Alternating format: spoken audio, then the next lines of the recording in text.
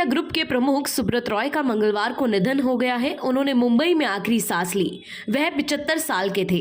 सहारा परिवार के मुखिया सुब्रत रॉय काफी दिनों से गंभीर बीमारी से ग्रस्त थे। उनका मुंबई के एक निजी अस्पताल में इलाज चल रहा था। उनका पार्थिव शरीर बुधवार को लखनऊ के सहारा शहर लाया जाएगा, जहां उन्हें श्रद्धांजलि दी जाएगी। सुब्रत रॉय सहारा का जन्म 10 जून 1948 को हुआ था। वो भारत के प्रमुख कारोबारी और सहारा इंडिया परिवार के फाउंडर थे।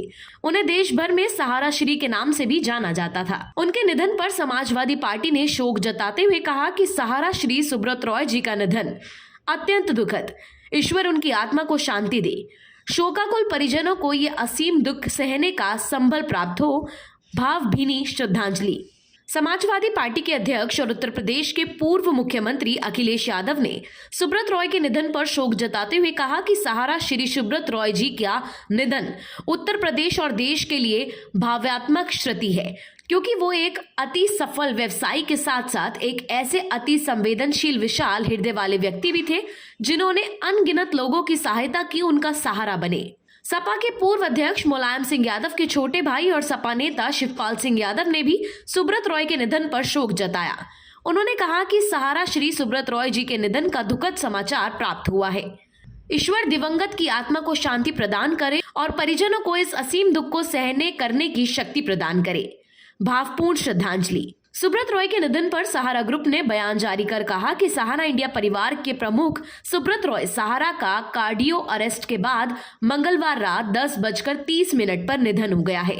वह हाइपरटेंशन और मधुमेह जैसी बीमारियों से जूझ रहे थे।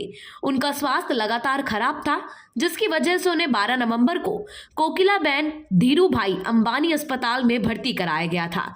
सहारा इंडिया परिवार सहारा ऋषि के निधन पर शोक संतप्त है।